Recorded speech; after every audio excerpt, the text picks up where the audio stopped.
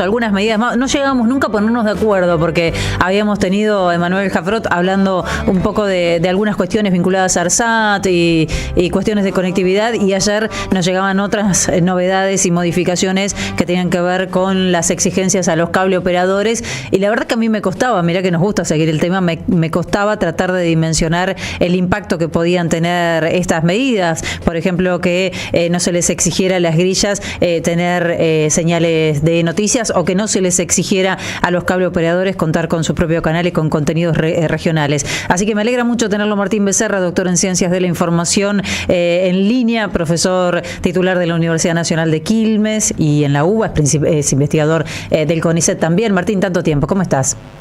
Hola, Felicitas, ¿cómo te va? Muy bien, ayúdanos a entender un poco, porque la verdad que a mí me cuesta dimensionar qué va a pasar, porque por un lado yo lo primero que pensaba es, bueno, ahora las empresas, las grandes empresas discrecionalmente van a decidir qué línea de noticias reproducir y cuáles no, eso es lo primero que pensé, y después me acercaron otra mirada y me dijeron, mira, fíjate que hay algunos canales de noticias que en realidad estaban pretendiendo pagar por sus servicios, pero al ser obligatorio no podían cobrarle a los pequeños cable operadores.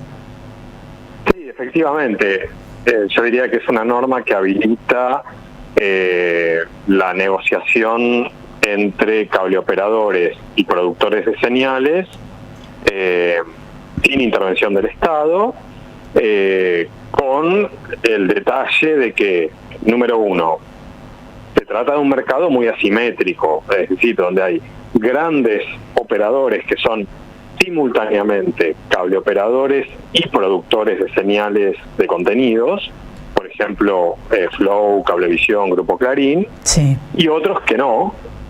Eso es uno de estos detalles, además de que es un mercado donde hay señales internacionales paquetizadas, muy poderosas, de grupos como Paramount, Sony, etcétera, Fox.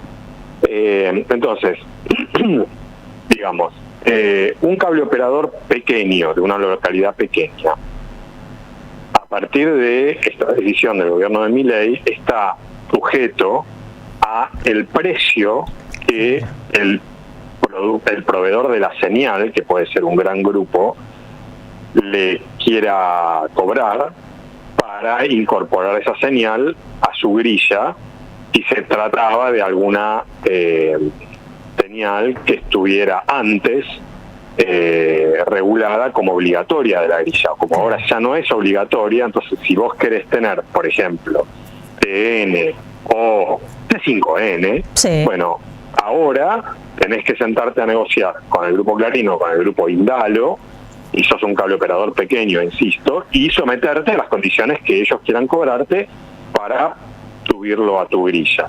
O sea que los primeros perdedores acá, además de los cable operadores más pequeños, si es que quedan todavía, no sé cuántos quedan, Martín, cable operadores pequeños, los grandes perdedores son los usuarios más que nada, ¿no? De esos sí, son los usuarios, porque efectivamente se va a debilitar la grilla en, bueno, te diría que hay aproximadamente 500 cable operadores que son pequeños y medianos, claro, que no son de los más grandes.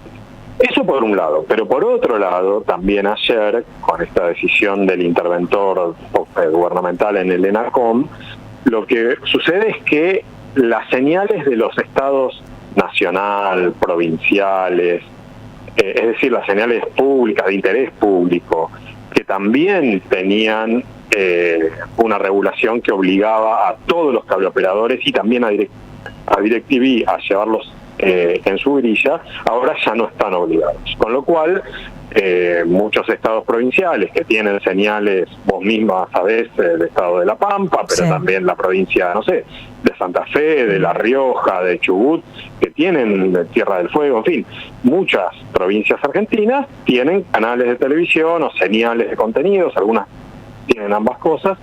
Bueno, los cableoperadores ya no están obligados a subir esas señales de producción local, que son de los pocos contenidos audiovisuales locales, de información local, digo, que existen en nuestro país, más aún después del desmantelamiento de Telam, ¿no es cierto? Sí. Bueno, En ese contexto, los cableoperadores ya no están obligados a subir a la grilla a esos canales o señales. Claro, claro. No, es terrible, digamos, esa imagen. Yo ayer pensaba y veía un gráfico con el pez grande comiéndose a todos los pececitos chiquitos, y es eso básicamente lo que está sucediendo, ¿no? Con esta retirada del estado de la regulación.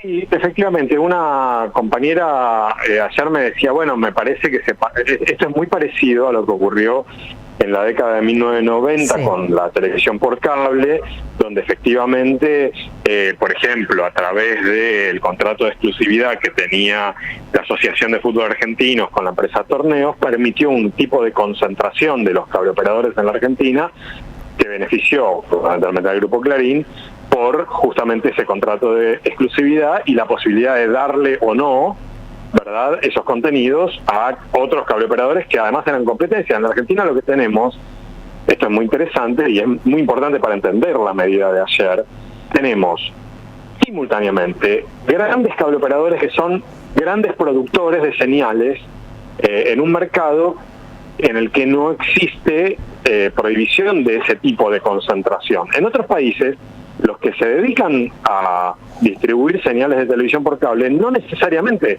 son los que producen esas señales, no son los dueños de esas señales. Se entiende. Acá sí, y entonces sí, eso conduce a una mayor concentración, claro.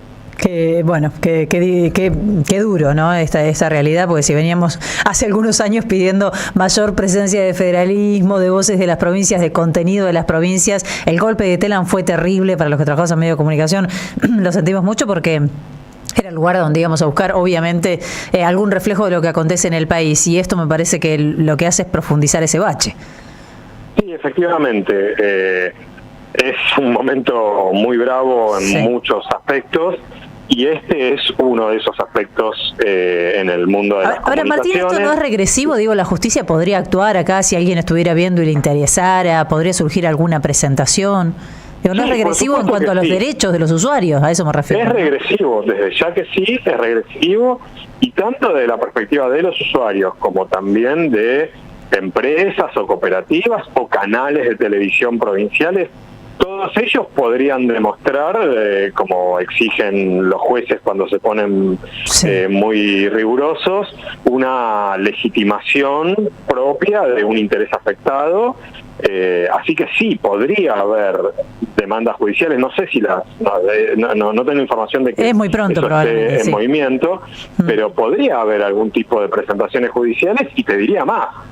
Y el Poder Judicial en Argentina operara con la misma vara con la que produce cautelares express cada vez que los grandes cableoperadores sienten que hay alguno de sus intereses afectados, acá tendríamos una posibilidad de suspensión o de detención de la aplicación de esta derogación hecha ayer. Pero bueno, para eso tiene que haber presentaciones judiciales y por supuesto tiene que haber jueces que juzguen con la misma vara a todos. Que nos así es. Martín, sé que estás con poco tiempo, por eso te agradezco especialmente que nos hayas recibido y te mandamos un abrazo grande.